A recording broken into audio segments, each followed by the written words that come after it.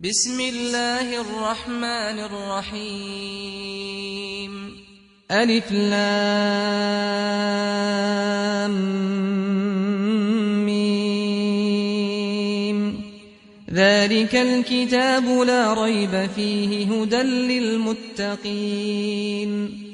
الذين يؤمنون بالغيب ويقيمون الصلاة ومما رزقناهم ينفقون والذين يؤمنون بما أنزل إليك وما أنزل من قبلك وبالآخرة هم يوقنون أولئك على هدى من ربهم وأولئك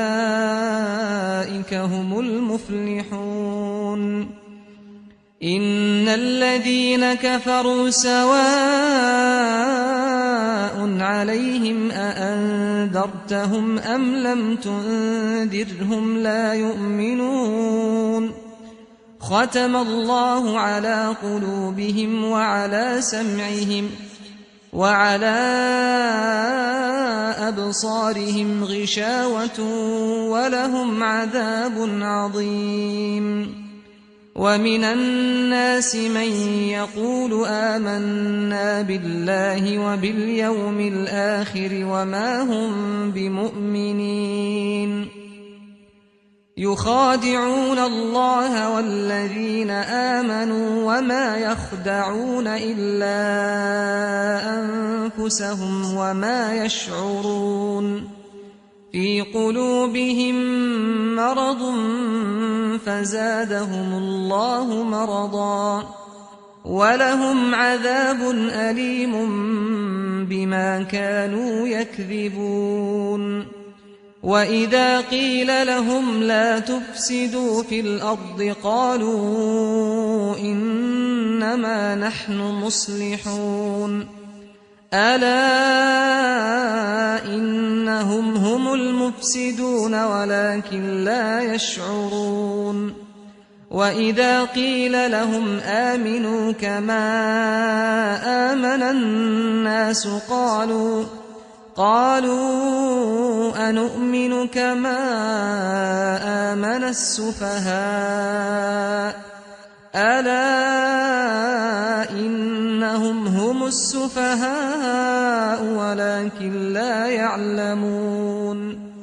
وإذا لقوا الذين آمنوا قالوا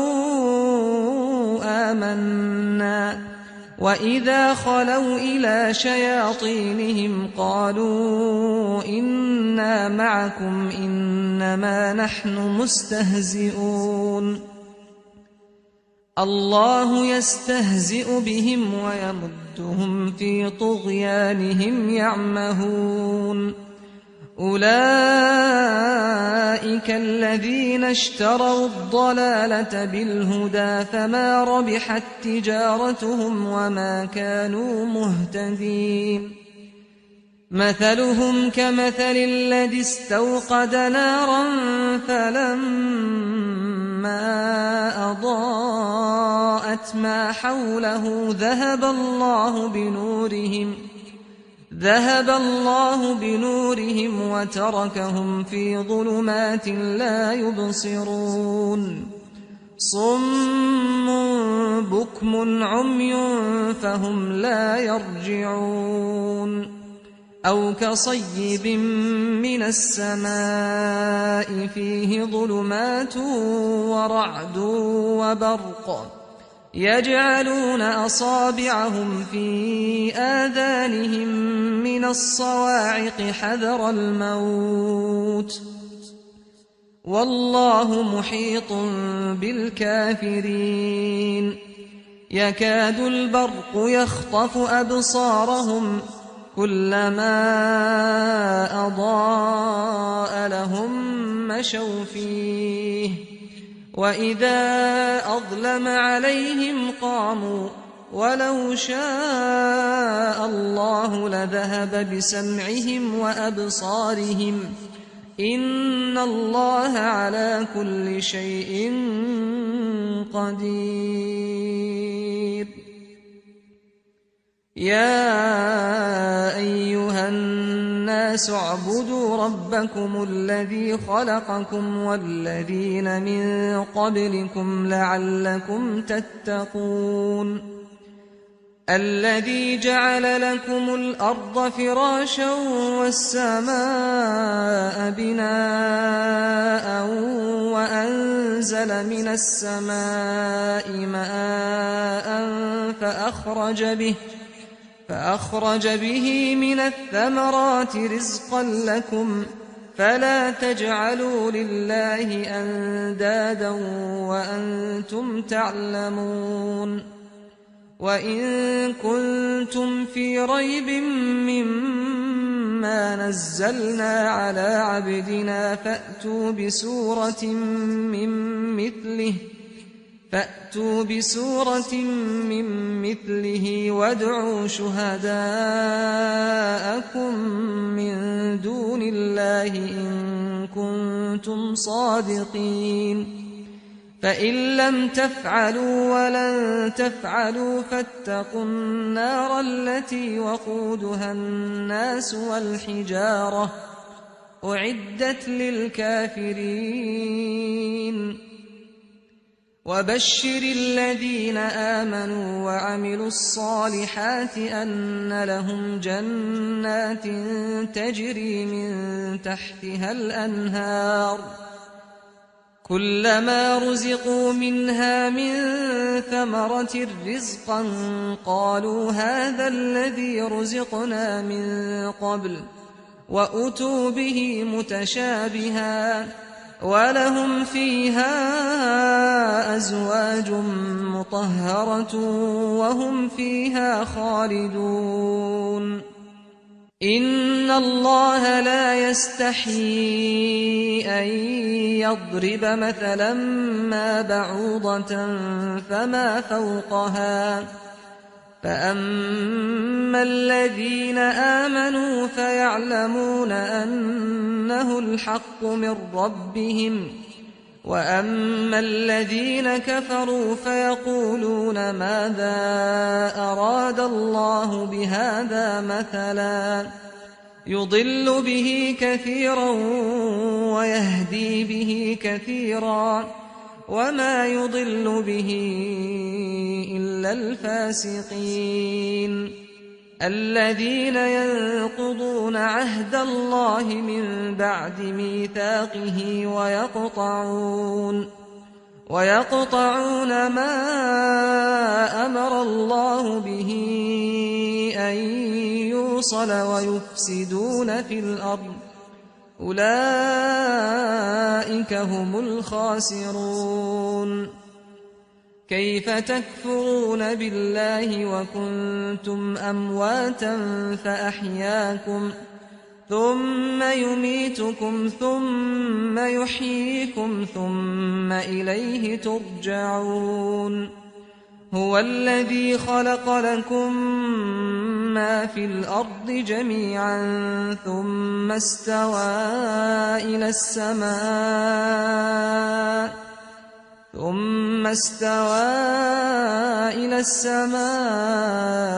فسواهن 7 سماوات وهو بكل شيء عليم وإذ قال ربك للملائكة إني جاعل في الأرض خليفة قالوا أتجعل فيها من يفسد فيها ويسفك الدماء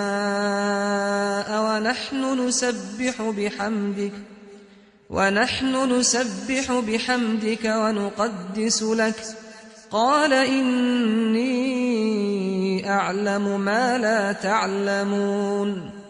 وعلم آدم الأسماء كلها ثم عرضهم على الملائكة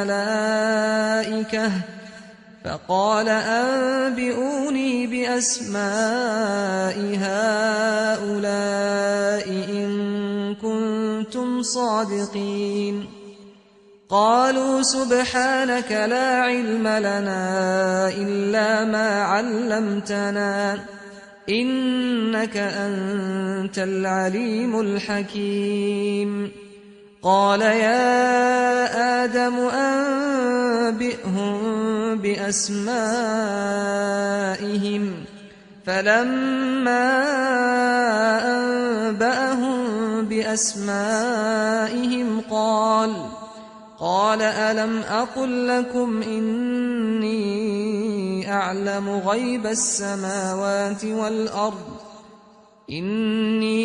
أعلم غيب السماوات والأرض وأعلم ما تبدون وما كنتم تكتمون وإذ قلنا للملائكة اسجدوا لآدم فسجدوا إلا إبليس أبى واستكبر وكان من الكافرين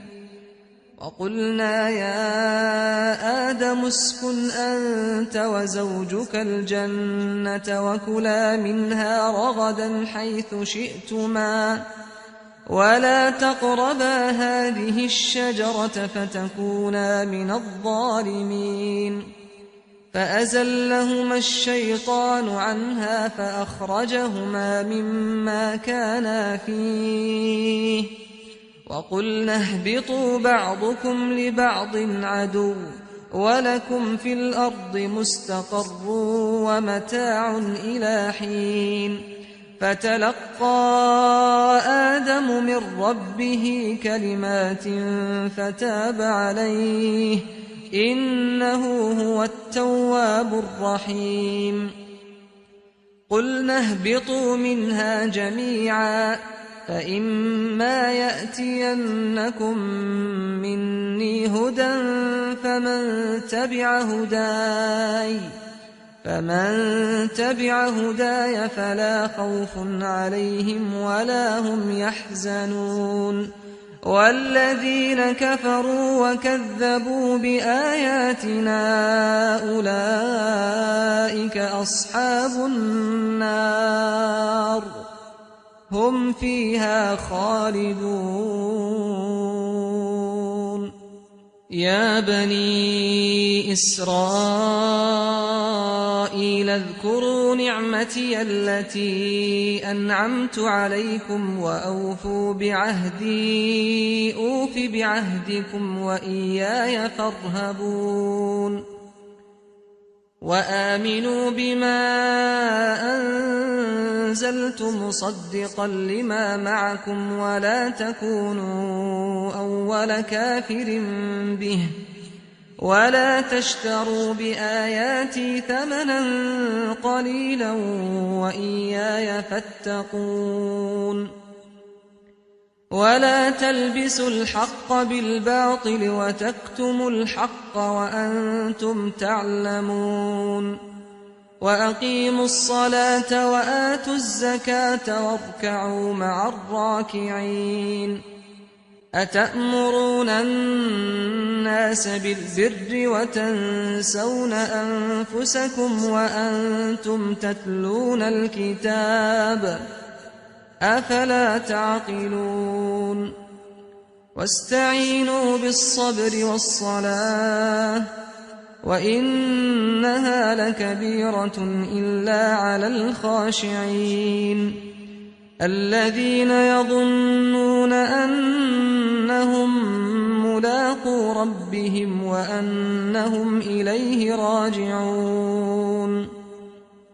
يا بني إسرائيل اذكروا نعمتي التي أنعمت عليكم وأني فضلتكم على العالمين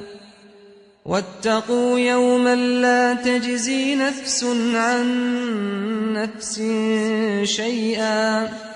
ولا يقبل منها شفاعة ولا يؤخذ منها عدل ولا هم ينصرون وإذ نجيناكم من آل فرعون يسومونكم سوء العذاب يذبحون أبناءكم ويستحيون نساءكم وفي ذلكم بلاء من ربكم عظيم وإذ فرقنا بكم البحر فأنجيناكم وأغرقنا آل فرعون وأنتم تنظرون وإذ واعدنا موسى 40 ليلة ثم اتخذتم العجل من بعده وأنتم ظالمون ثم عفونا عنكم من بعد ذلك لعلكم تشكرون وإذ آتينا موسى الكتاب والفرقان لعلكم تهتدون وإذ قال موسى لقومه يا قوم إنكم ظلمتم أنفسكم باتخاذكم العجل فتوبوا إلى بارئكم فاقتلوا أنفسكم ذلكم خير لكم عند بارئكم فتاب عليكم إنه هو التواب الرحيم وإذ قلتم يا موسى لن نؤمن لك حتى نرى الله جهرة فأخذتكم الصاعقة وأنتم تنظرون ثم بعثناكم من بعد موتكم لعلكم تشكرون وظللنا عليكم الغمام وأنزلنا عليكم المن والسلوى كلوا من طيبات ما رزقناكم وما ظلمونا ولكن كانوا أنفسهم يظلمون وإذ قلنا ادخلوا هذه القرية فكلوا منها حيث شئتم رغدا وادخلوا الباب سجدا وقولوا حطة نغفر لكم خطاياكم وسنزيد المحسنين فبدل الذين ظلموا قولا غير الذي قيل لهم فأنزلنا على الذين ظلموا رجزا من السماء بما كانوا يفسقون وإذ استسقى موسى لقومه فقلنا اضرب بعصاك الحجر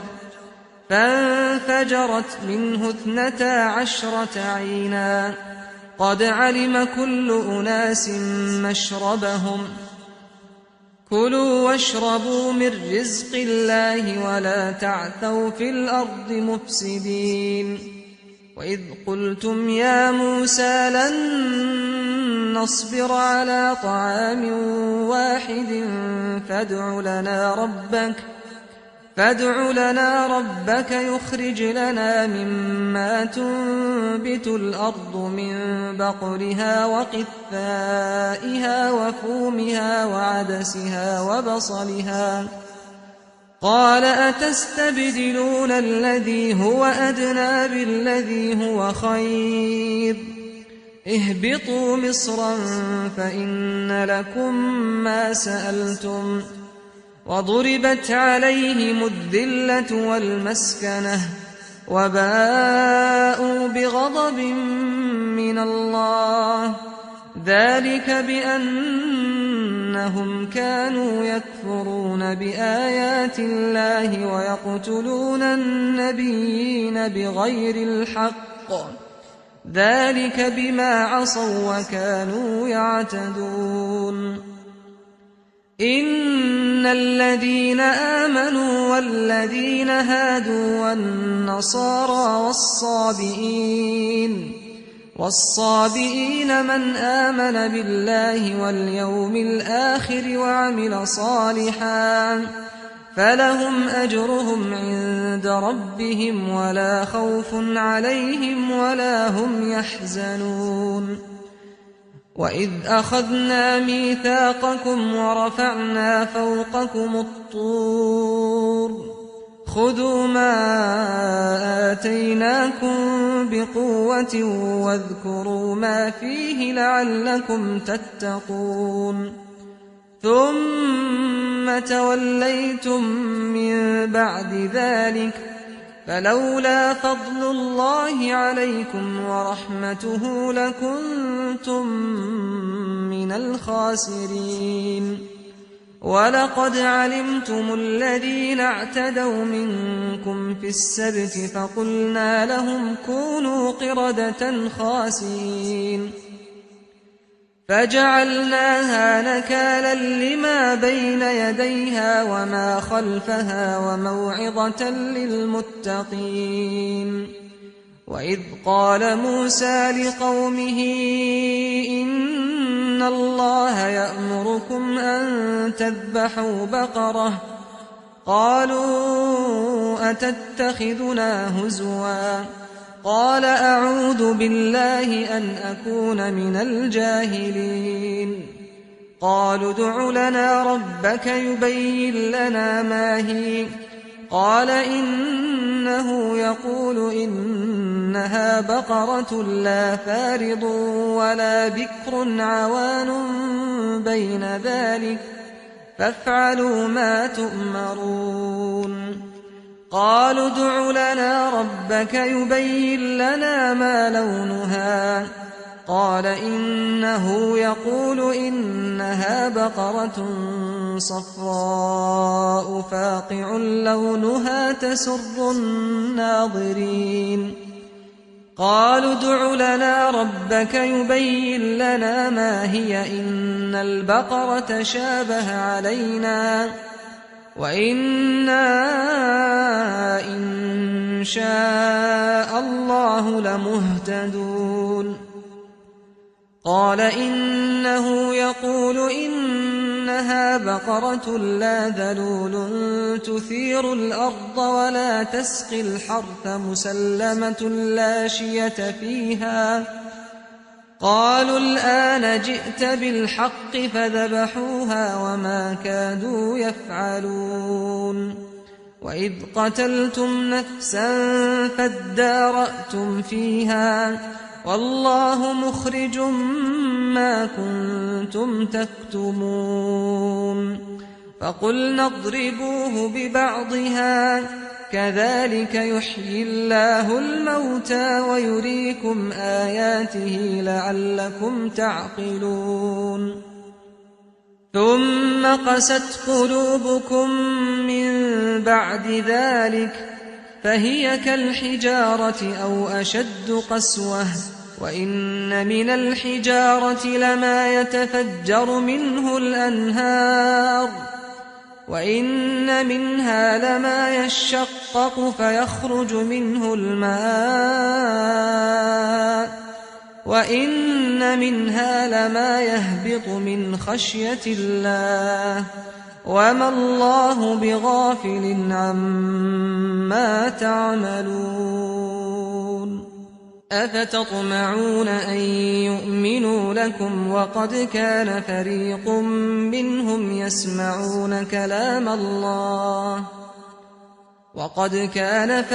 منهم يسمعون كلام الله ثم يحرفونه من بعد ما عقلوه وهم يعلمون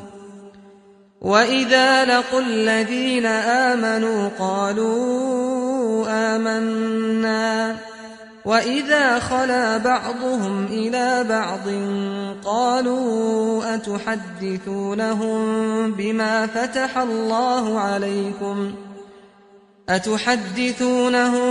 بما فتح الله عليكم ليحاجوكم به عند ربكم أفلا تعقلون أولا يعلمون أن الله يعلم ما يسرون وما يعلنون ومنهم أميون لا يعلمون الكتاب إلا أماني وإن هم إلا يظنون فويل للذين يكتبون الكتاب بأيديهم ثم يقولون هذا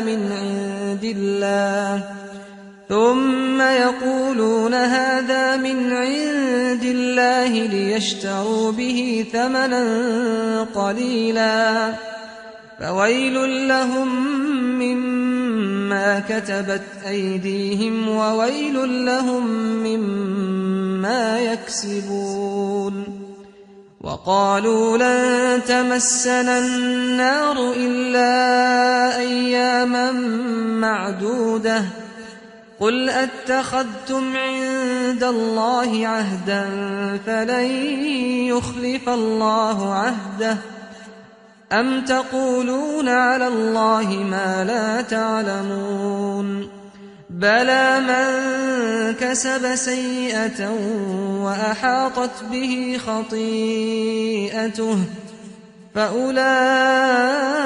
أصحاب النار هم فيها خالدون والذين آمنوا وعملوا الصالحات أولئك أصحاب الجنة هم فيها خالدون وإذ أخذنا ميثاق بني إسرائيل لا تعبدون إلا الله وبالوالدين إحسانا وذي القربى واليتامى والمساكين وقولوا للناس حسنا وأقيموا الصلاة وآتوا الزكاة ثم توليتم إلا قليلا منكم وأنتم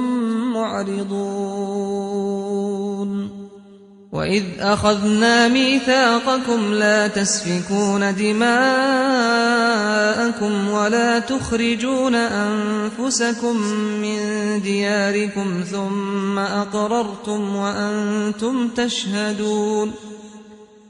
ثم أنتم هؤلاء تقتلون أنفسكم وتخرجون فريقا منكم من ديارهم تظاهرون عليهم بالإثم والعدوان وإن يأتوكم أسارى تفادوهم وهو محرم عليكم إخراجهم أفتؤمنون ببعض الكتاب وتكفرون ببعض فما جزاء من يفعل ذلك منكم إلا خزي في الحياة الدنيا ويوم القيامة يردون إلى أشد العذاب وما الله بغافل عما تعملون أولئك الذين اشتروا الحياة الدنيا بالآخرة فلا يخفف عنهم العذاب ولا هم ينصرون ولقد آتينا موسى الكتاب وقفينا من بعده بالرسل وآتينا عيسى ابن مريم البينات وأيدناه بروح القدس أفكلما جاءكم رسول بما لا تهوى أنفسكم استكبرتم ففريقا كذبتم وفريقا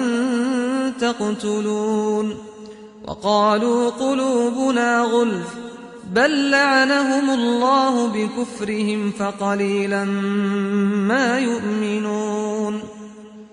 ولما جاءهم كتاب من عند الله مصدق لما معهم وكانوا من قبل يستفتحون على الذين كفروا فلما جاءهم ما عرفوا كفروا به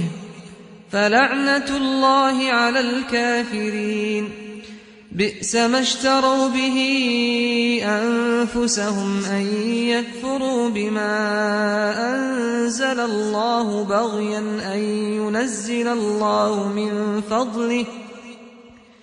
أن ينزل الله من فضله على من يشاء من عباده فباءوا بغضب على غضب وللكافرين عذاب مهين وإذا قيل لهم آمنوا بما أنزل الله قالوا نؤمن بما أنزل علينا ويكفرون بما وراءه وهو الحق مصدقا لما معهم قل فلم تقتلون أنبياء الله من قبل إن كنتم مؤمنين ولقد جاءكم موسى بالبينات ثم اتخذتم العجل من بعده وأنتم ظالمون وإذ أخذنا ميثاقكم ورفعنا فوقكم الطور خذوا ما آتيناكم بقوة واسمعوا قالوا سمعنا وعصينا وأشربوا في قلوبهم العجل بكفرهم قل بئس ما يأمركم به إيمانكم إن كنتم مؤمنين قل إن كانت لكم الدار الآخرة عند الله خالصة من دون الناس فتمنوا الموت إن كنتم صادقين ولن يتمنوه أبدا بما قدمت أيديهم والله عليم بالظالمين ولتجدنهم أحرص الناس على حياة ومن الذين أشركوا يود أحدهم لو يعمر 1000 سنة وما هو بمزحزحه من العذاب أن يعمر والله بصير بما يعملون قل من كان عدوا لجبريل فإنه نزله على قلبك بإذن الله مصدقا لما بين يديه وهدى وبشرى للمؤمنين من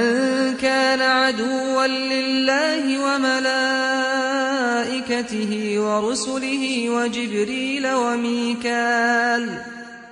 فإن الله عدو للكافرين ولقد أنزلنا إليك آيات بينات وما يكفر بها إلا الفاسقون أوكلما عاهدوا عهدا نبذه فريق منهم بل أكثرهم لا يؤمنون ولما جاءهم رسول من عند الله مصدق لما معهم نبذ فريق من الذين أوتوا الكتاب كتاب الله وراء ظهورهم كأنهم لا يعلمون واتبعوا ما تتلو الشياطين على ملك سليمان وما كفر سليمان ولكن الشياطين كفروا يعلمون الناس السحر وما أنزل على الملكين ببابل هاروت وماروت وما يعلمان من أحد حتى يقولا إنما نحن فتنة فلا تكفر فيتعلمون منهما ما يفرقون به بين المرء وزوجه وما هم بضارين به من أحد إلا بإذن الله ويتعلمون ما يضرهم ولا ينفعهم ولقد علموا لمن اشتراه ما له في الآخرة من خلاق ولبئس ما شروا به أنفسهم لو كانوا يعلمون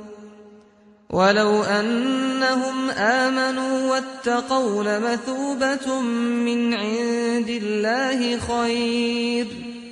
لو كانوا يعلمون يا أيها الذين آمنوا لا تقولوا راعنا وقولوا انظرنا واسمعوا وللكافرين عذاب أليم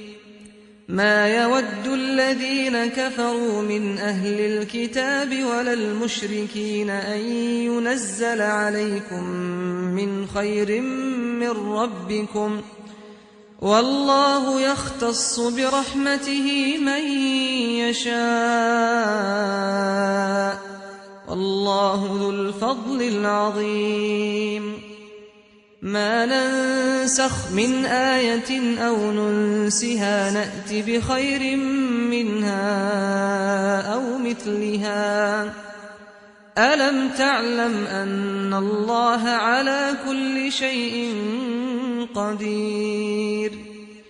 ألم تعلم أن الله له ملك السماوات والأرض وما لكم من دون الله من ولي ولا نصير أم تريدون أن تسألوا رسولكم كما سئل موسى من قبل ومن يتبدل الكفر بالإيمان فقد ضل سواء السبيل ود كثير من أهل الكتاب لو يردونكم من بعد إيمانكم كفارا حسدا من عند أنفسهم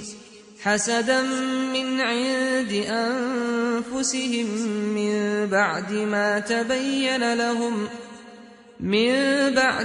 تبين لهم الحق فاعفوا واصفحوا حتى يأتي الله بأمره إن الله على كل شيء قدير وأقيموا الصلاة وآتوا الزكاة وما تقدموا لأنفسكم من خير تجدوه عند الله إن الله بما تعملون بصير وقالوا لن يدخل الجنة إلا من كان هودا أو نصارى تلك أمانيهم قل هاتوا برهانكم إن كنتم صادقين بلى من أسلم وجهه لله وهو محسن فله أجره عند ربه ولا خوف عليهم ولا هم يحزنون وقالت اليهود ليست النصارى على شيء وقالت النصارى ليست اليهود على شيء وهم يتلون الكتاب كذلك قال الذين لا يعلمون مثل قولهم فالله يحكم بينهم يوم القيامة فيما كانوا فيه يختلفون ومن أظلم ممن منع مساجد الله أن يذكر فيها اسمه وسعى في خرابها أولئك ما كان لهم أن يدخلوها إلا خائفين لهم في الدنيا خزي ولهم في الآخرة عذاب عظيم ولله المشرق والمغرب فأينما تولوا فثم وجه الله إن الله واسع عليم وقالوا اتخذ الله ولدا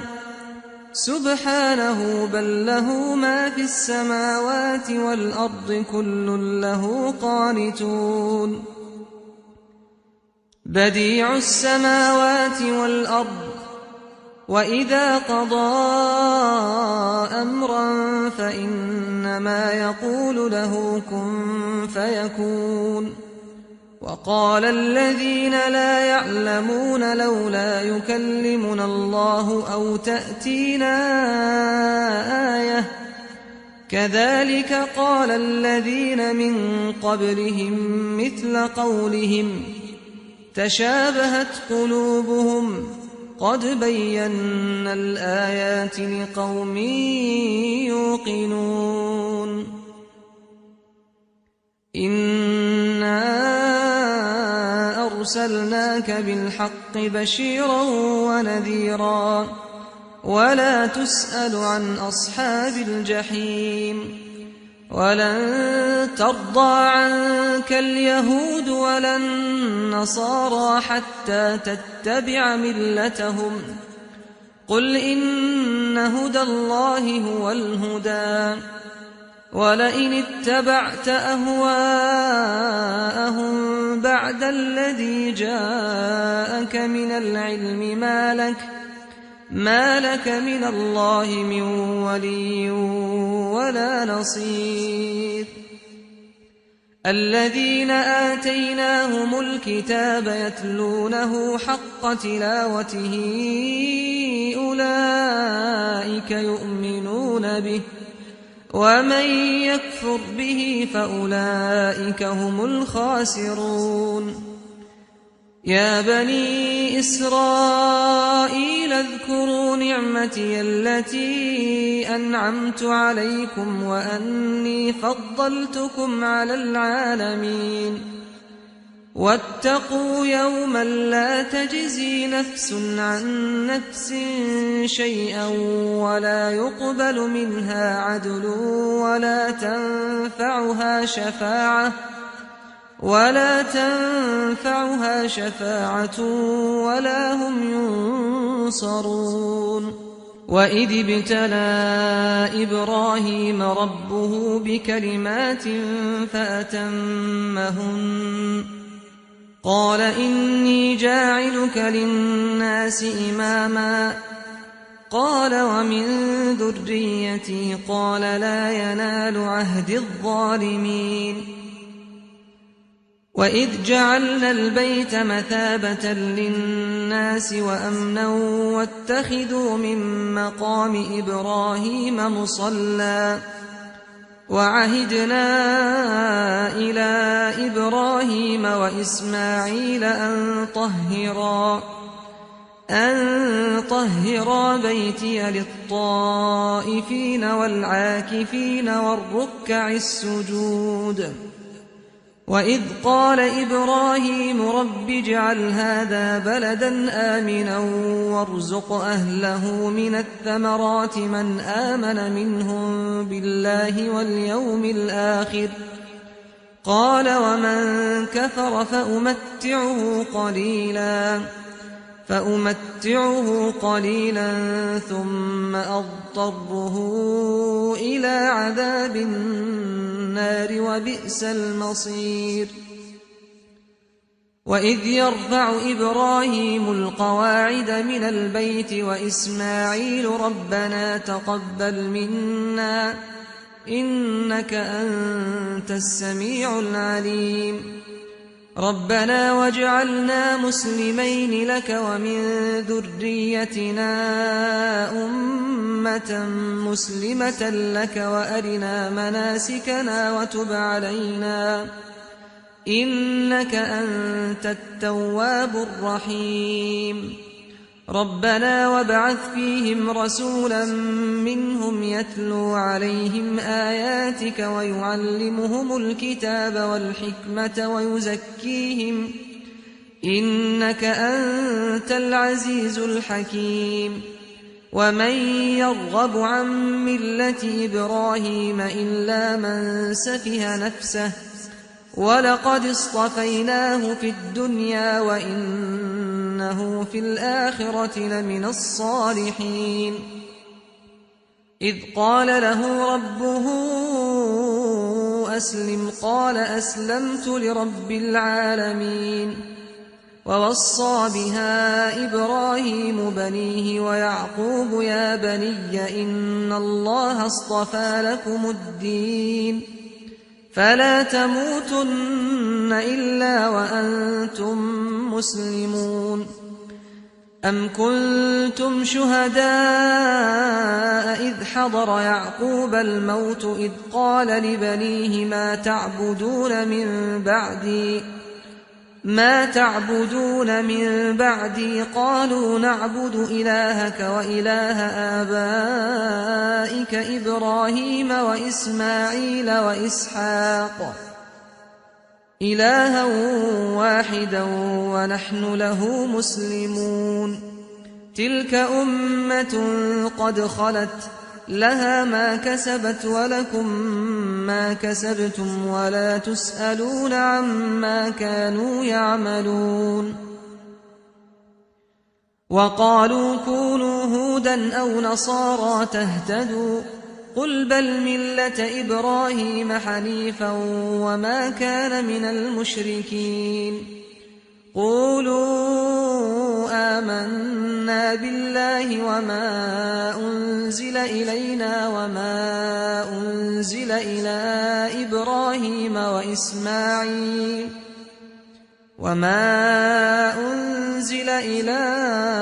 إبراهيم وإسماعيل وإسحاق ويعقوب والأسباط وما أوتي موسى وعيسى وما أوتي النبيون من ربهم لا نفرق بين أحد منهم ونحن له مسلمون فإن آمنوا بمثل ما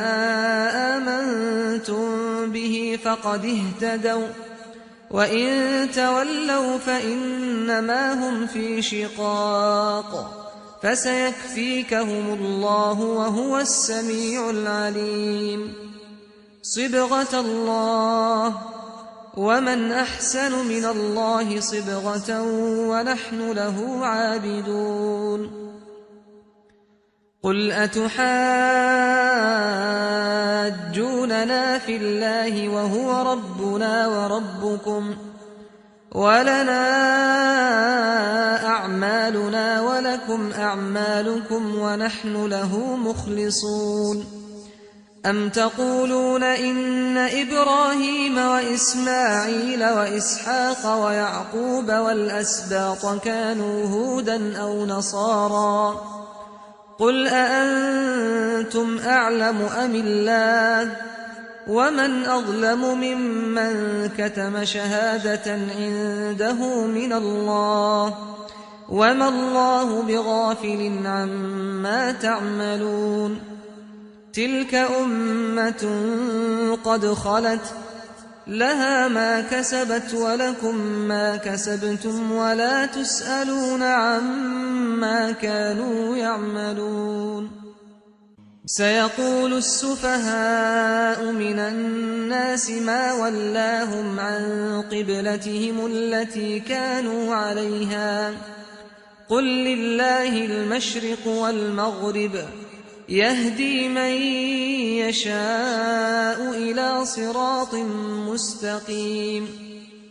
وكذلك جعلناكم أمة وسطا لتكونوا شهداء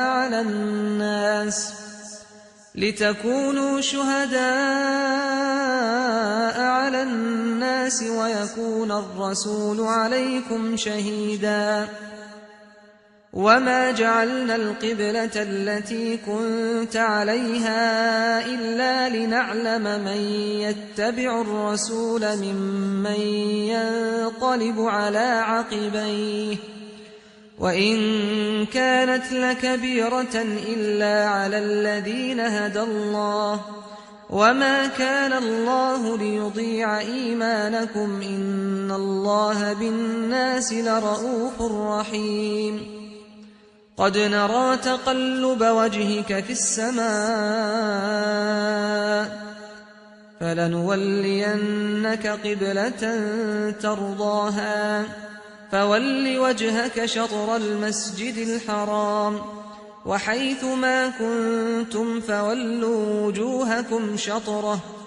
وإن الذين أوتوا الكتاب ليعلمون أنه الحق من ربهم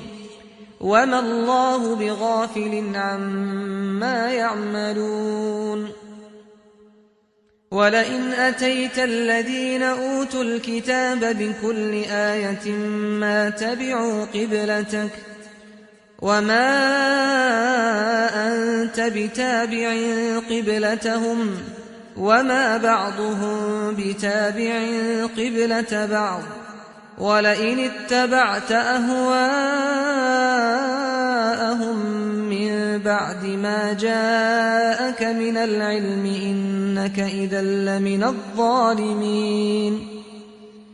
الذين آتيناهم الكتاب يعرفونه كما يعرفون أبناءهم وإن فريقا منهم ليكتمون الحق وهم يعلمون الحق من ربك فلا تكونن من الممترين ولكل وجهة هو موليها فاستبقوا الخيرات أينما تكونوا يأت بكم الله جميعا إن الله على كل شيء قدير ومن حيث خرجت فول وجهك شطر المسجد الحرام وإنه للحق من ربك وما الله بغافل عما تعملون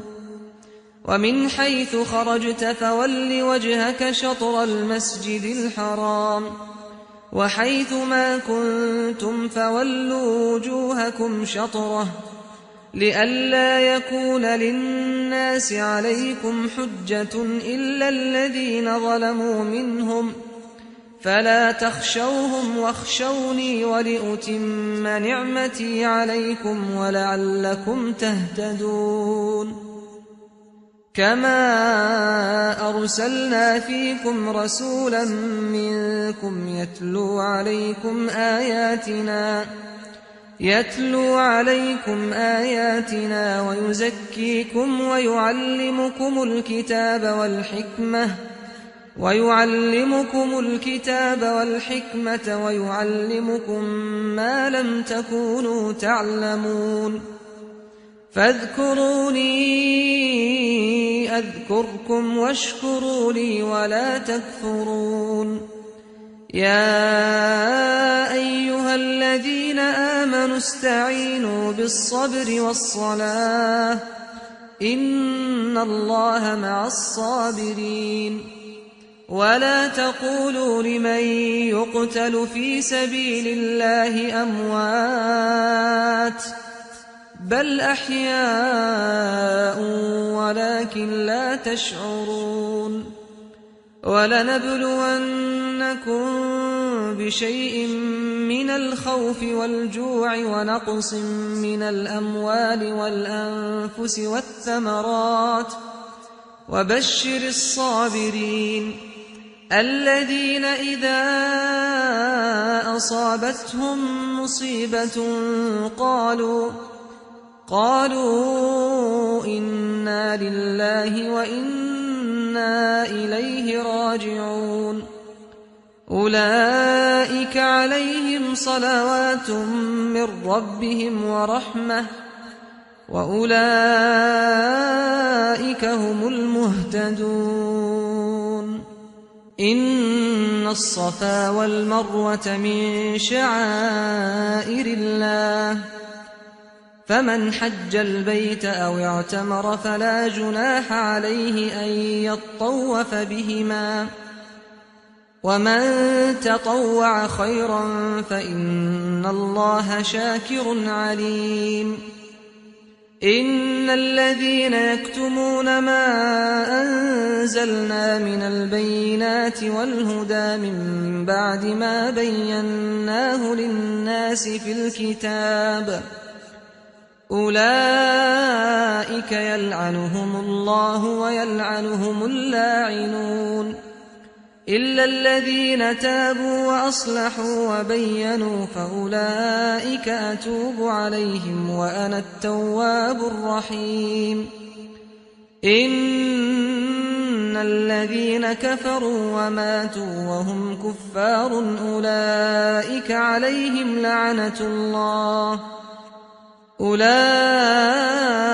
عليهم لعنة الله والملائكة والناس أجمعين خالدين فيها لا يخفف عنهم العذاب ولا هم ينظرون وإلهكم إله واحد لا إله إلا هو الرحمن الرحيم إن في خلق السماوات والأرض واختلاف الليل والنهار والفلك التي تجري في البحر بما ينفع الناس وما أنزل الله من السماء من ماء فأحيا به الأرض بعد موتها وبث فيها من كل دابة وتصريف الرياح والسحاب المسخر بين السماء والأرض لآيات لقوم يعقلون ومن الناس من يتخذ من دون الله أندادا يحبونهم كحب الله والذين آمنوا أشد حبا لله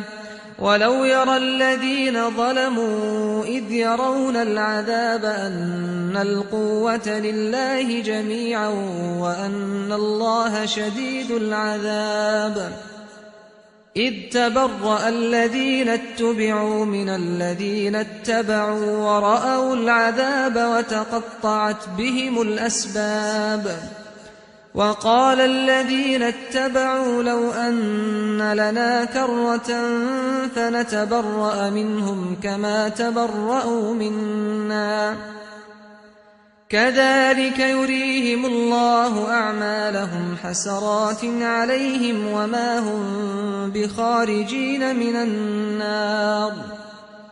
يا أيها الناس كلوا مما في الأرض حلالا طيبا ولا تتبعوا خطوات الشيطان إنه لكم عدو مبين إنما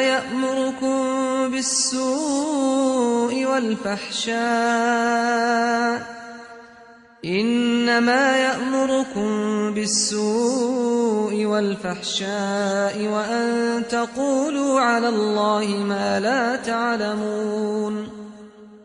وإذا قيل لهم اتبعوا ما أنزل الله قالوا بل نتبع ما ألفينا عليه آباءنا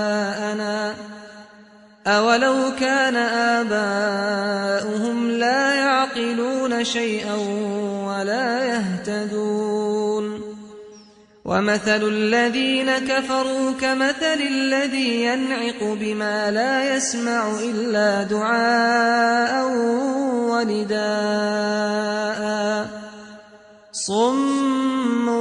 بكم عمي فهم لا يعقلون يا أيها الذين آمنوا كلوا من طيبات ما رزقناكم واشكروا لله إن كنتم إياه تعبدون إنما حرم عليكم الميتة والدم ولحم الخنزير وما أهل به لغير الله فمن اضطر غير باغ ولا عاد فلا إثم عليه إن الله غفور رحيم إن الذين يكتمون ما أنزل الله من الكتاب ويشترون به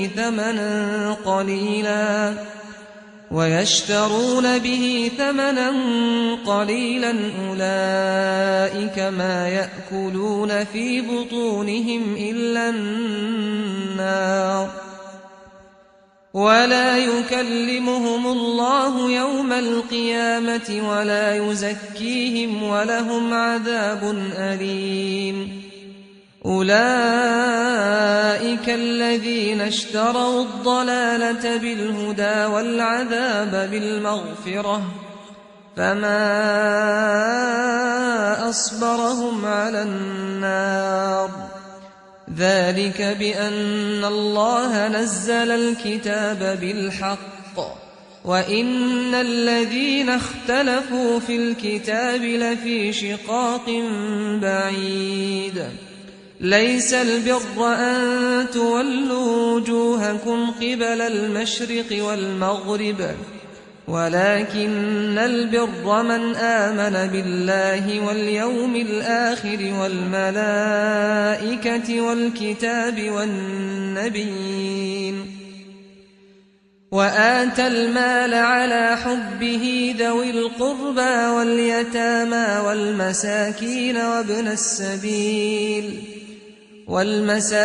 وابن السبيل والسائلين وفي الرقاب وأقام الصلاة وآتى الزكاة والموفون بعهدهم إذا عاهدوا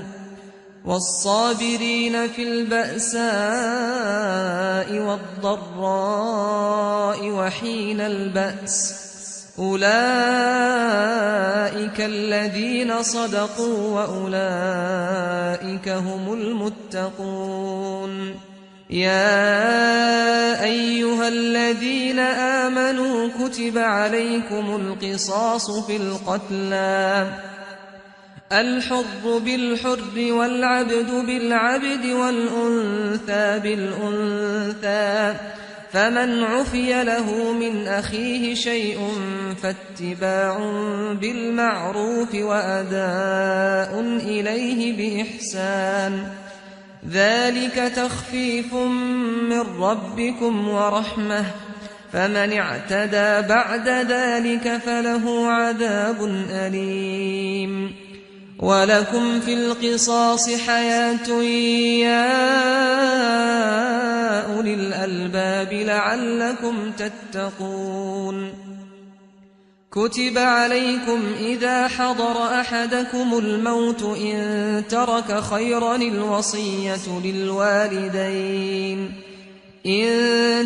خيرا الوصية للوالدين والأقربين بالمعروف حقا على المتقين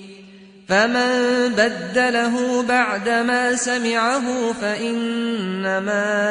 إثمه على الذين يبدلونه إن الله سميع عليم فمن خاف من موص جنفا أو إثما فأصلح بينهم فلا إثم عليه إن الله غفور رحيم يا أيها الذين آمنوا كتب عليكم الصيام كما كتب على الذين من قبلكم لعلكم تتقون أياما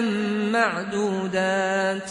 فمن كان منكم مريضا أو على سفر فعدة من أيام أخر وعلى الذين يطيقونه فدية طعام مسكين فمن تطوع خيرا فهو خير له وأن تصوموا خير لكم إن كنتم تعلمون شهر رمضان الذي أنزل فيه القرآن هدى للناس وبينات من الهدى والفرقان فمن شهد منكم الشهر فليصمه ومن كان مريضا أو على سفر فعدة من أيام أخر يريد الله بكم اليسر ولا يريد بكم العسر ولتكملوا العدة ولتكبروا الله على ما هداكم ولعلكم تشكرون وإذا سألك عبادي عني فإني قريب أجيب دعوة الداع إذا دعان فليستجيبوا لي وليؤمنوا بي لعلهم يرشدون أحل لكم ليلة الصيام الرفث إلى نسائكم هن لباس لكم وأنتم لباس لهن علم الله أنكم كنتم تختانون أنفسكم فتاب عليكم وعفى عنكم فالآن باشروهن وابتغوا ما كتب الله لكم وكلوا واشربوا حتى يتبين لكم الخيط الأبيض من الخيط الأسود من الفجر ثم أتموا الصيام إلى الليل ولا تباشروهن وأنتم عاكفون في المساجد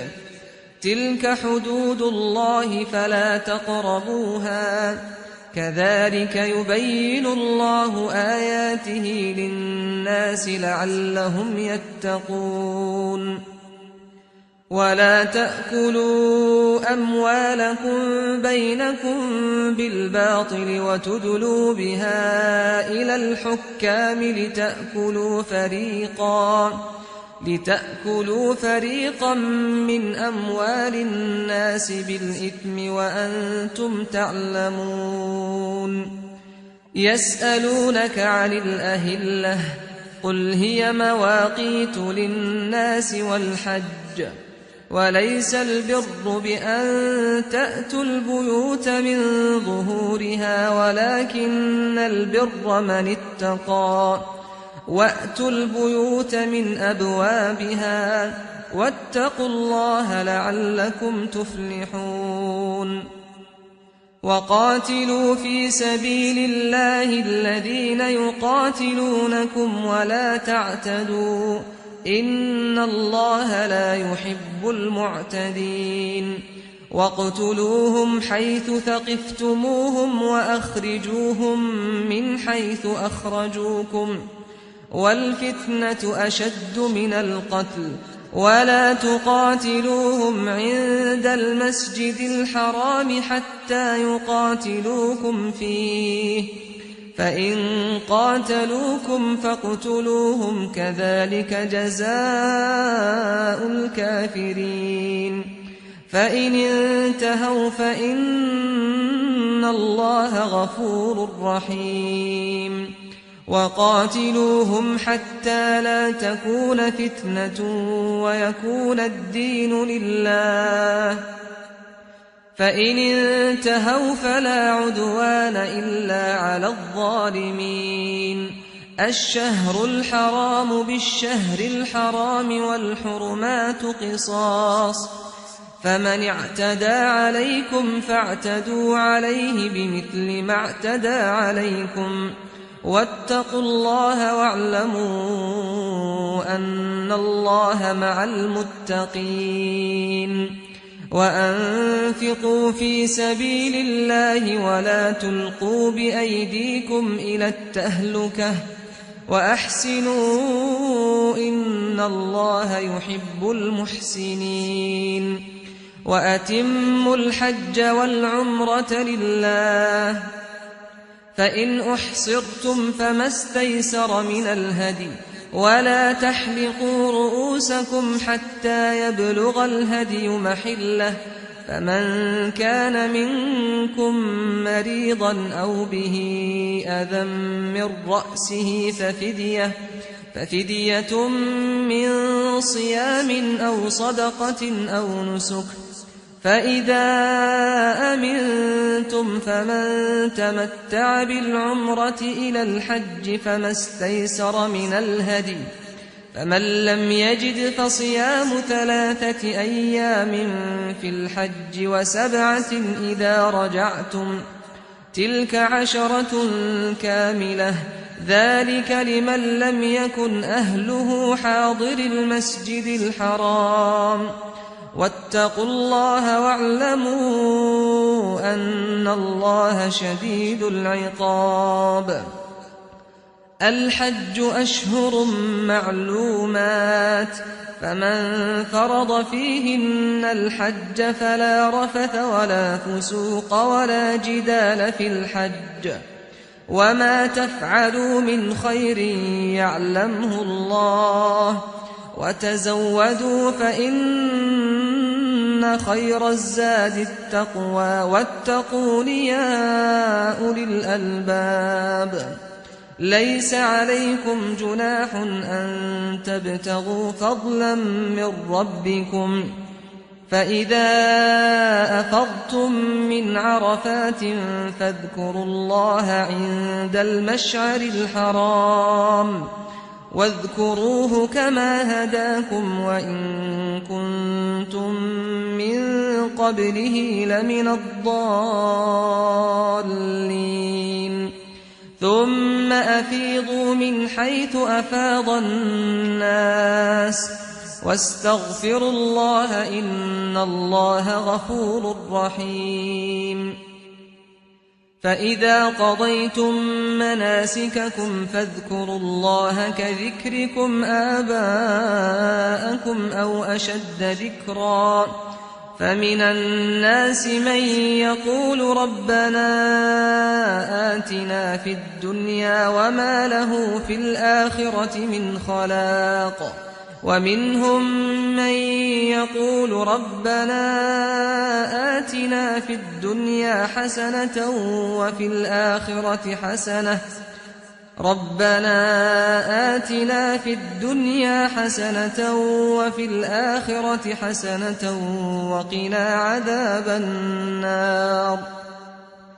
أولئك لهم نصيب مما كسبوا والله سريع الحساب واذكروا الله في أيام معدودات فمن تعجل في يومين فلا إثم عليه ومن تأخر فلا إثم عليه لمن اتقى واتقوا الله واعلموا أنكم إليه تحشرون ومن الناس من يعجبك قوله في الحياة الدنيا ويشهد الله على ما في قلبه وهو ألد الخصام وإذا تولى سعى في الأرض ليفسد فيها ويهلك الحرث والنسل والله لا يحب الفساد وإذا قيل له اتق الله أخذته العزة بالإثم فحسبه جهنم ولبئس المهاد ومن الناس من يشري نفسه ابتغاء مرضات الله والله رؤوف بالعباد يا أيها الذين آمنوا ادخلوا في السلم كافة ولا تتبعوا خطوات الشيطان إنه لكم عدو مبين فإن زللتم من بعد ما جاءتكم البينات فاعلموا أن الله عزيز حكيم هل ينظرون إلا أن يأتيهم الله في ظلل من الغمام والملائكة وقضي الأمر وإلى الله ترجع الأمور سل بني إسرائيل كم آتيناهم من آية بينة ومن يبدل نعمة الله من بعد ما جاءته فإن الله شديد العقاب زين للذين كفروا الحياة الدنيا ويسخرون من الذين آمنوا والذين اتقوا فوقهم يوم القيامة والله يرزق من يشاء بغير حساب كان الناس أمة واحدة فبعث الله النبيين مبشرين ومنذرين وأنزل معهم الكتاب بالحق ليحكم بين الناس فيما اختلفوا فيه وما اختلف فيه إلا الذين أوتوه من بعد ما جاءتهم البينات بغيا بينهم فهدى الله الذين آمنوا لما اختلفوا فيه من الحق بإذنه والله يهدي من يشاء إلى صراط مستقيم أم حسبتم أن تدخلوا الجنة ولما يأتكم مثل الذين خلوا من قبلكم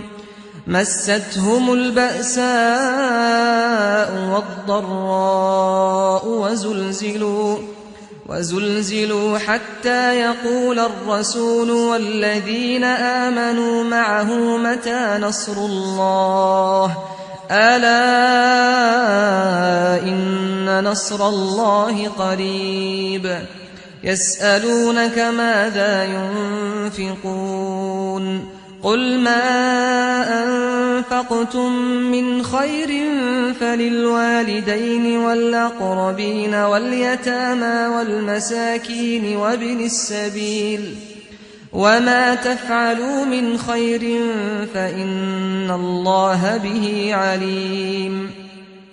كتب عليكم القتال وهو كره لكم وعسى أن تكرهوا شيئا وهو خير لكم وعسى أن تحبوا شيئا وهو شر لكم والله يعلم وأنتم لا تعلمون يسألونك عن الشهر الحرام قتال فيه قل قتال فيه كبير وصد عن سبيل الله وكفر به والمسجد الحرام وإخراج أهله منه أكبر عند الله والفتنة أكبر من القتل ولا يزالون يقاتلونكم حتى يردوكم عن دينكم إن استطاعوا ومن يرتد منكم عن دينه فيمت وهو كافر فأولئك حبطت أعمالهم في الدنيا والآخرة وأولئك أصحاب النار هم فيها خالدون إن الذين آمنوا والذين هاجروا وجاهدوا في سبيل الله أولئك يرجون رحمة الله والله غفور رحيم يسألونك عن الخمر والميسر قل فيهما إثم كبير ومنافع للناس وإثمهما أكبر من نفعهما ويسألونك ماذا ينفقون قل العفو كذلك يبين الله لكم الآيات لعلكم تتفكرون في الدنيا والآخرة ويسألونك عن اليتامى قل إصلاح لهم خير وإن تخالطوهم فإخوانكم والله يعلم المفسد من المصلح ولو شاء الله لأعنتكم إن الله عزيز حكيم ولا تنكحوا المشركات حتى يؤمنوا ولأمة مؤمنة خير من مشركة ولو أعجبتكم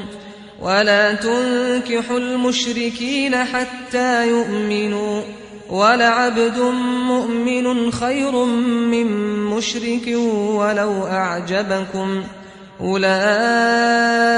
يدعون إلى النار والله يدعو إلى الجنة والمغفرة بإذنه ويبين آياته للناس لعلهم يتذكرون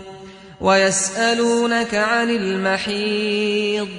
قل هو أذى فاعتزلوا النساء في المحيض ولا تقربوهن حتى يطهرن فإذا تطهرن فأتوهن من حيث أمركم الله إن الله يحب التوابين ويحب المتطهرين نساؤكم حرث لكم فأتوا حرثكم أنى شئتم وقدموا لأنفسكم واتقوا الله واعلموا أنكم ملاقوه وبشر المؤمنين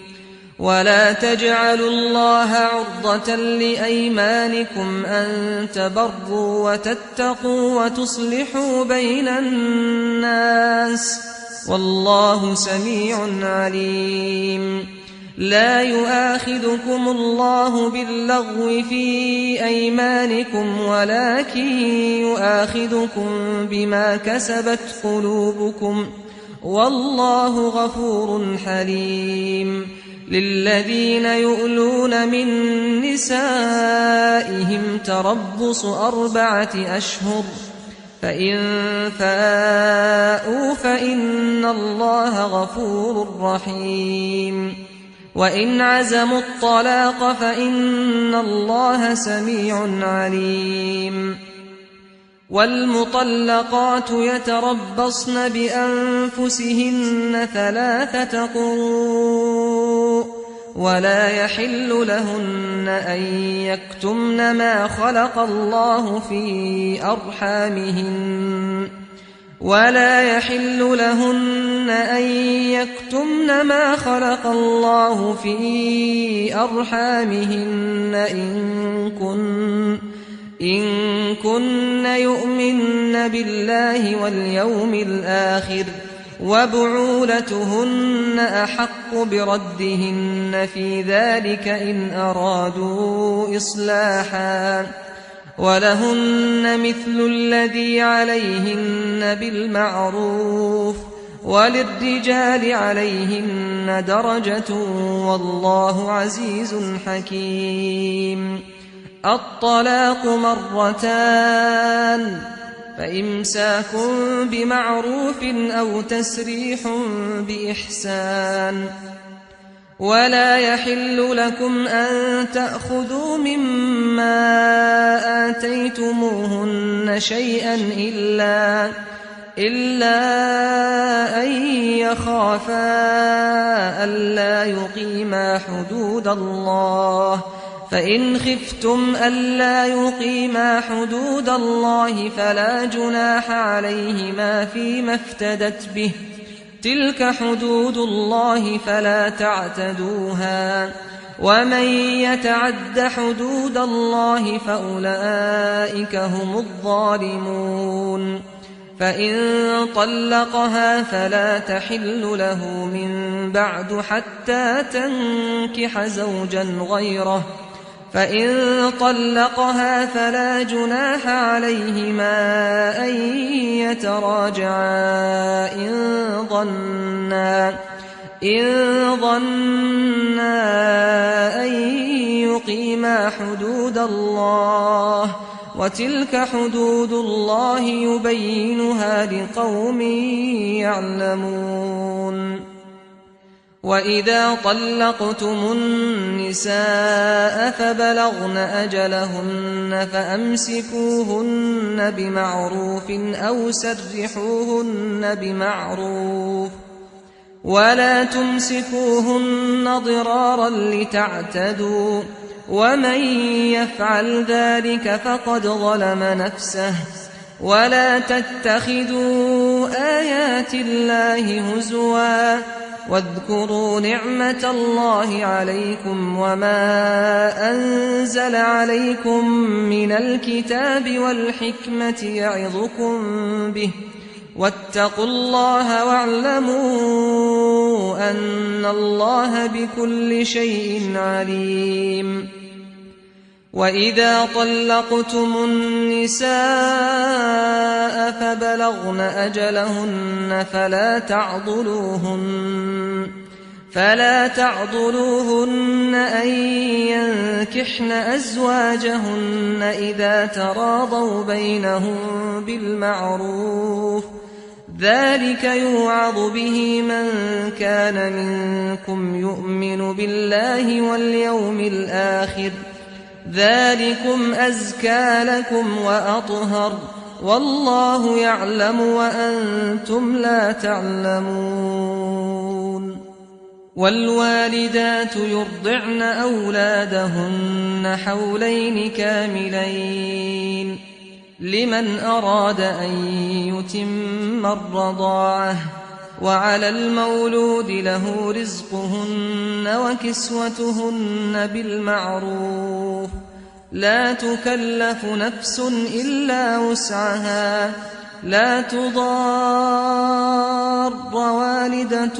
بولدها ولا مولود له بولده، وعلى الوارث مثل ذلك، فإن أرادا فصالا عن تراض منهما وتشاور فلا جناح عليهما. وإن أردتم أن تسترضعوا أولادكم فلا جناح عليكم إذا سلمتم ما آتيتم بالمعروف، واتقوا الله واعلموا أن الله بما تعملون بصير. والذين يتوفون منكم ويذرون أزواجا يتربصن بأنفسهن 4 أشهر وعشرا، فإذا بلغن أجلهن فلا جناح عليكم فيما فعلن في أنفسهن بالمعروف، والله بما تعملون خبير. ولا جناح عليكم فيما عرضتم به من خطبة النساء أو أكننتم في أنفسكم، علم الله أنكم ستذكرونهن ولكن لا تواعدوهن سرا إلا أن تقولوا قولا معروفا، ولا تعزموا عقدة النكاح حتى يبلغ الكتاب أجله واعلموا أن الله يعلم ما في أنفسكم فاحذروه واعلموا أن الله غفور حليم لا جناح عليكم إن طلقتم النساء ما لم تمسوهن أو تفرضوا لهن فريضة ومتعوهن على الموسع قدره وعلى المقتر قدره متاعا بالمعروف حقا على المحسنين وإن طلقتموهن من قبل أن تمسوهن وقد فرضتم لهن فريضة فنصف ما فرضتم إلا أن يعفون أو يعفو الذي بيده عقدة النكاح وأن تعفوا أقرب للتقوى ولا تنسوا الفضل بينكم إن الله بما تعملون بصير حافظوا على الصلوات والصلاة الوسطى وقوموا لله قانتين فإن خفتم فرجالا أو ركبانا فإذا أمنتم فاذكروا الله كما علمكم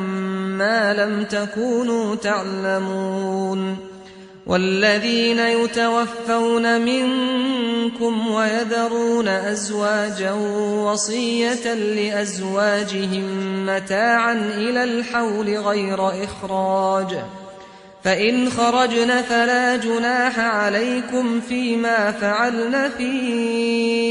أنفسهن من معروف والله عزيز حكيم وللمطلقات متاع بالمعروف حقا على المتقين كذلك يبين الله لكم آياته لعلكم تعقلون ألم تر إلى الذين خرجوا من ديارهم وهم ألوف حذر الموت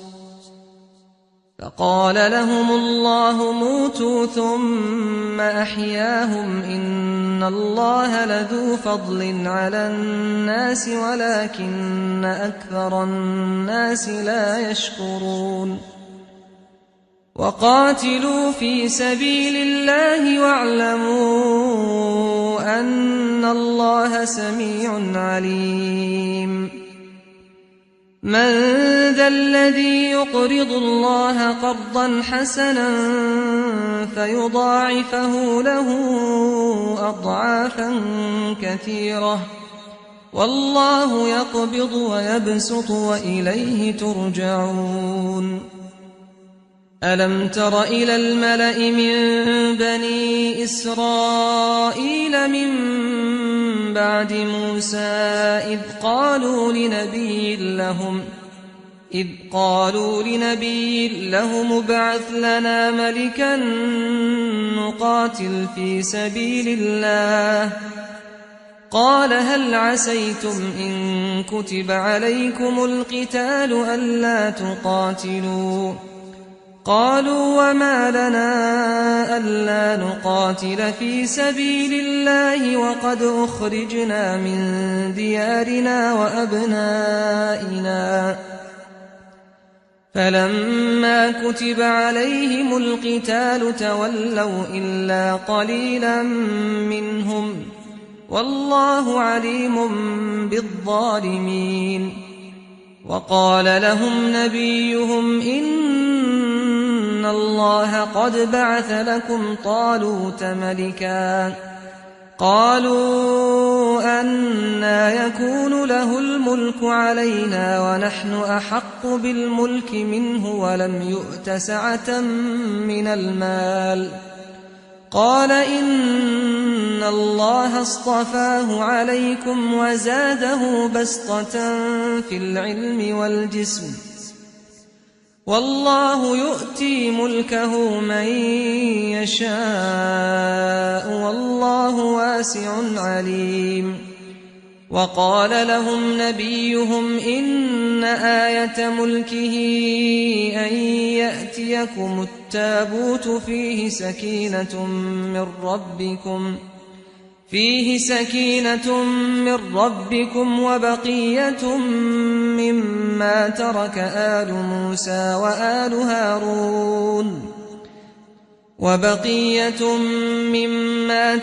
آل موسى وآل هارون تحمله الملائكة إن في ذلك لآية لكم إن كنتم مؤمنين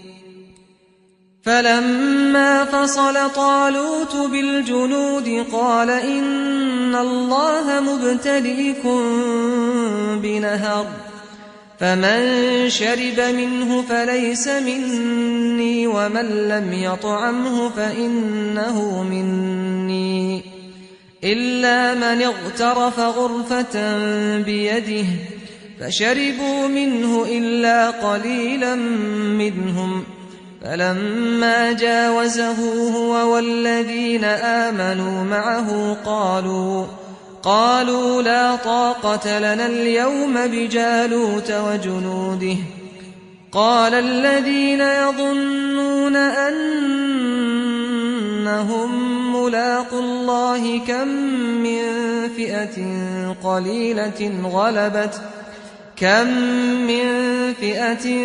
قليلة غلبت فئة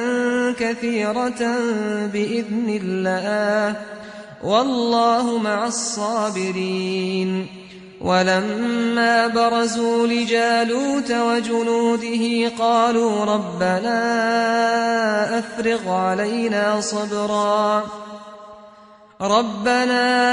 أفرغ علينا صبرا وثبت أقدامنا وانصرنا على القوم الكافرين فهزموهم بإذن الله وقتل داود جالوت وآتاه الله الملك والحكمة وعلمه مما يشاء ولولا دفع الله الناس بعضهم ببعض لفسدت الأرض ولكن الله ذو فضل على العالمين تلك آيات الله نتلوها عليك بالحق وإنك لمن المرسلين تلك الرسل فضلنا بعضهم على بعض منهم من كلم الله ورفع بعضهم درجات وآتينا عيسى ابن مريم البينات وأيدناه بروح القدس ولو شاء الله ما اقتتل الذين من بعدهم من بعد ما جاءتهم البينات ولكن اختلفوا فمنهم من آمن ومنهم من كفر ولو شاء الله ما اقتتلوا ولكن الله يفعل ما يريد يا أيها الذين آمنوا أنفقوا مما رزقناكم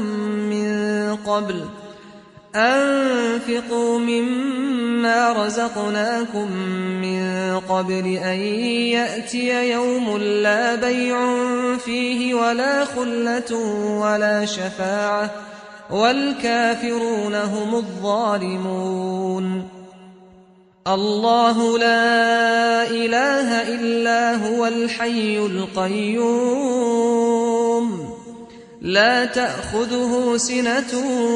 ولا نوم له ما في السماوات وما في الأرض من ذا الذي يشفع عنده إلا بإذنه يعلم ما بين أيديهم وما خلفهم ولا يحيطون بشيء من علمه إلا بما شاء وسع كرسيه السماوات والأرض ولا يئوده حفظهما وهو العلي العظيم لا إكراه في الدين قد تبين الرشد من الغي فمن يكفر بالطاغوت ويؤمن بالله فقد استمسك بالعروة الوثقى لا انفصام لها والله سميع عليم الله ولي الذين آمنوا يخرجهم من الظلمات إلى النور والذين كفروا أولياؤهم الطاغوت يخرجونهم من النور إلى الظلمات أولئك أصحاب النار هم فيها خالدون ألم تر إلى الذي حاج إبراهيم في ربه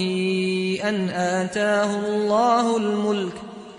إذ قال إبراهيم ربي الذي يحيي ويميت قال أنا أحيي وأميت قال إبراهيم فإن الله يأتي بالشمس من المشرق فأت بها من المغرب فبهت الذي كفر والله لا يهدي القوم الظالمين أو كالذي مر على قرية وهي خاوية على عروشها قال أنى يحيي هذه الله بعد موتها فأماته الله 100 عام ثم بعثه قال كم لبثت قال لبثت يوما أو بعض يوم قال بل لبثت 100 عام فانظر إلى طعامك وشرابك لم يتسنه وانظر إلى حمارك ولنجعلك آية للناس وانظر إلى العظام كيف ننشزها ثم نكسوها لحما فلما تبين له قال أعلم أن الله على كل شيء قدير وإذ قال إبراهيم رب أرني كيف تحيي الموتى قال أولم تؤمن قال بلى ولكن ليطمئن قلبي قال فخذ 4 من الطير فصرهن إليك ثم اجعل على كل جبل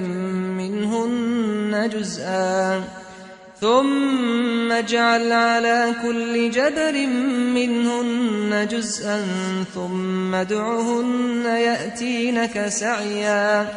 واعلم أن الله عزيز حكيم مثل الذين ينفقون أموالهم في سبيل الله كمثل حبة أنبتت 7 سنابل في كل سنبلة 100 حبة والله يضاعف لمن يشاء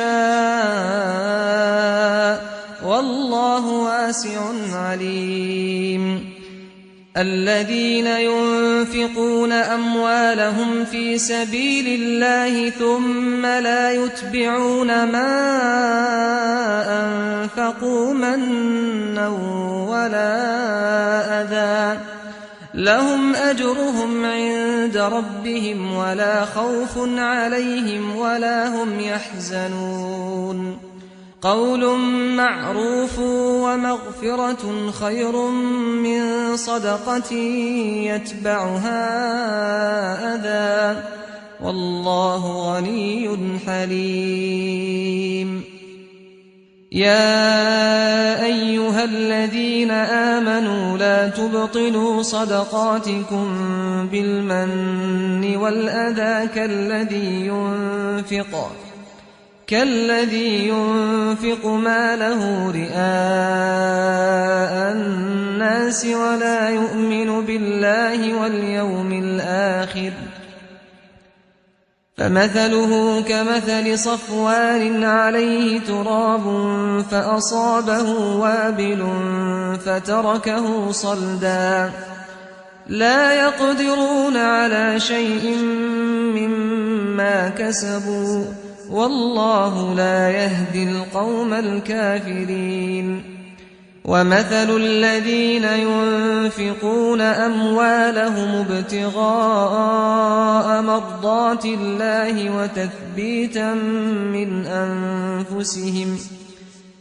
وتثبيتا من أنفسهم كمثل جنة بربوة أصابها وابل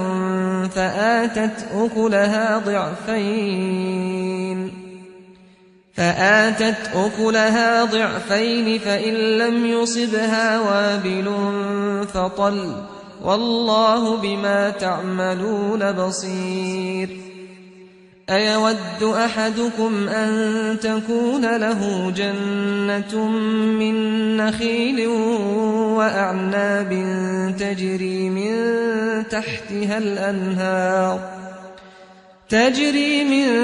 تحتها الأنهار له فيها من كل الثمرات وأصابه الكبر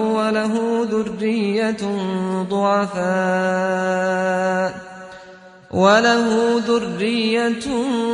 ضعفاء فأصابها إعصار فيه نار فاحترقت كذلك يبين الله لكم الآيات لعلكم تتفكرون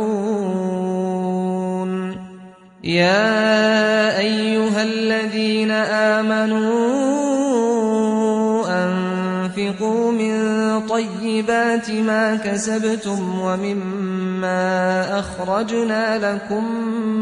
من الأرض ولا تيمموا الخبيث منه تنفقون ولستم بآخذيه إلا أن تغمضوا فيه واعلموا أن الله غني حميد الشيطان يعدكم الفقر ويأمركم بالفحشاء والله يعدكم مغفرة منه وفضلا والله واسع عليم يؤتي الحكمة من يشاء ومن يؤت الحكمة فقد أوتي خيرا كثيرا وما يذكر إلا أولو الألباب وما أنفقتم من نفقة أو نذرتم من نذر فإن الله يعلمه وما للظالمين من أنصار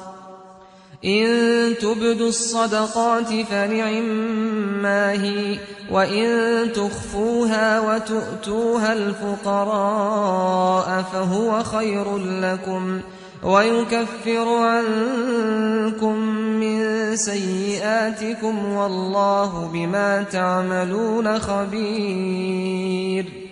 ليس عليك هداهم ولكن الله يهدي من يشاء وما تنفقوا من خير فلأنفسكم وما تنفقون إلا ابتغاء وجه الله وما تنفقوا من خير يوف إليكم وأنتم لا تظلمون للفقراء الذين أحصروا في سبيل الله لا يستطيعون ضربا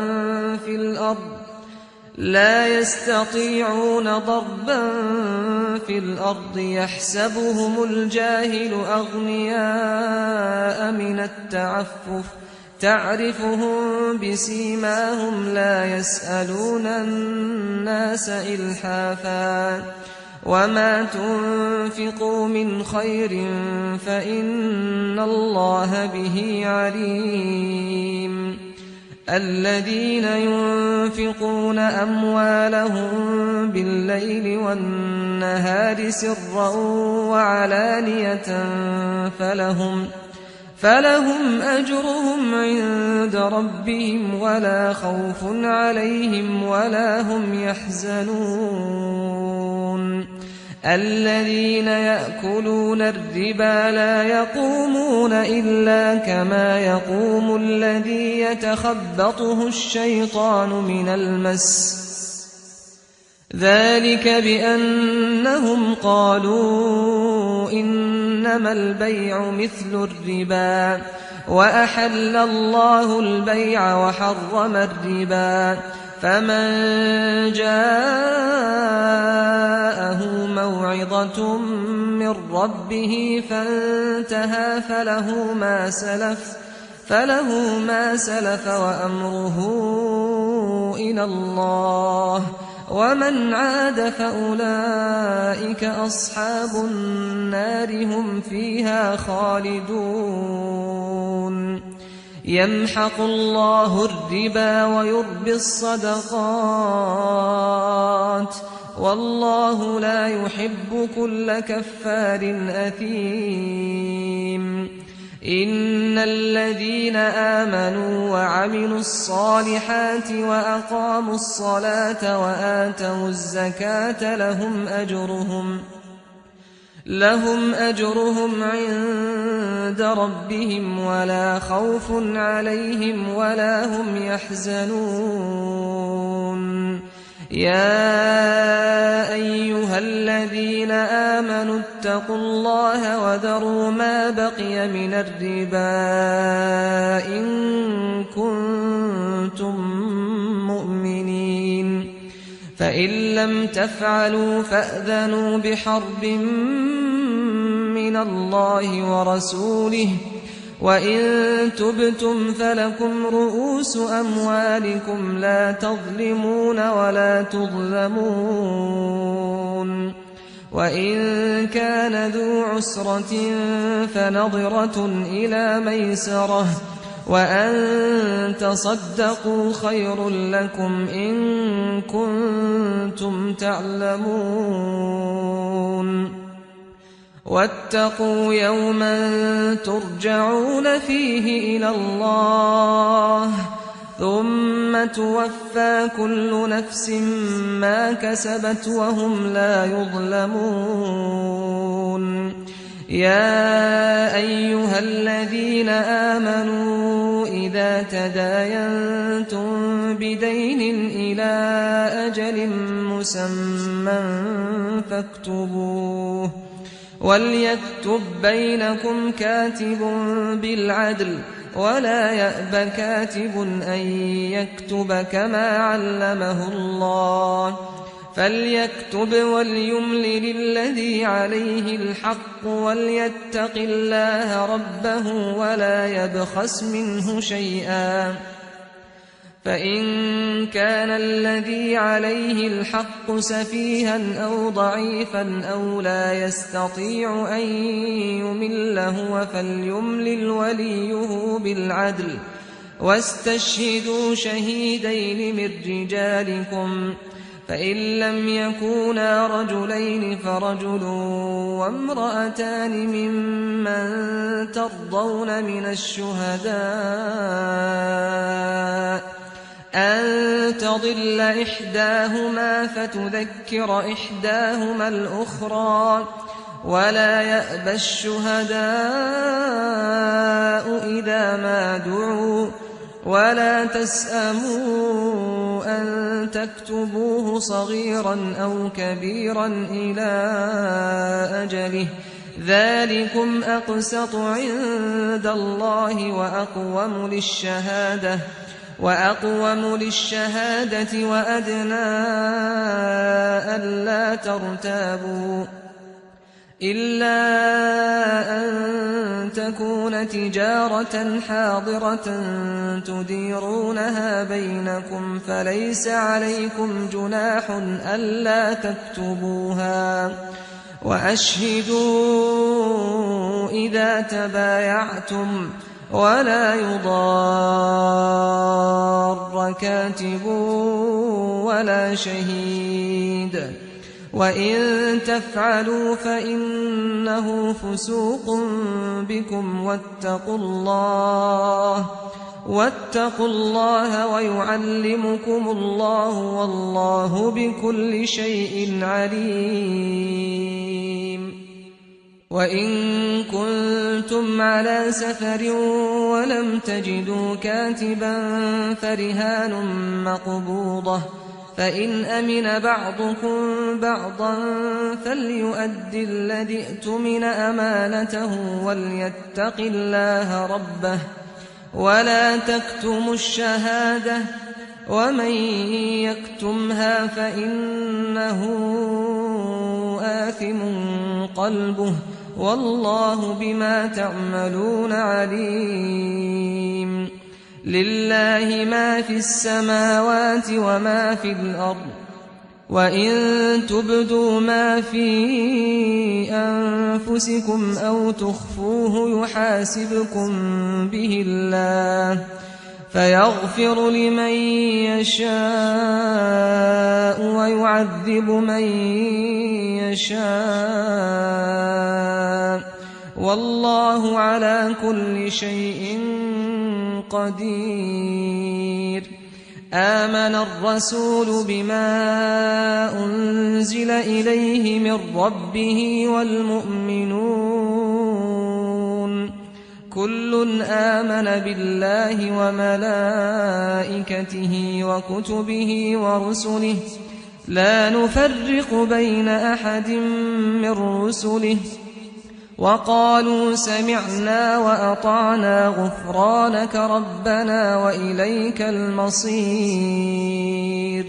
لا يكلف الله نفسا إلا وسعها لها ما كسبت وعليها ما اكتسبت ربنا لا تؤاخذنا إن نسينا أو أخطأنا ربنا ولا تحمل علينا إصرا